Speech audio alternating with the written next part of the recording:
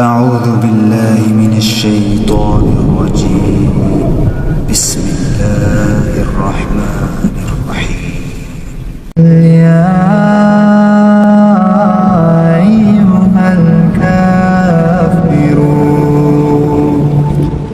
لا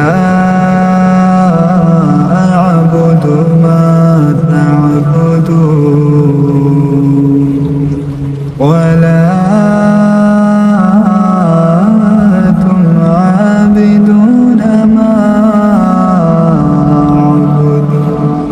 ولا أنا عابد ما عبدتم ولا أنتم عابدون ما أعبد لكم دينكم ولي دين.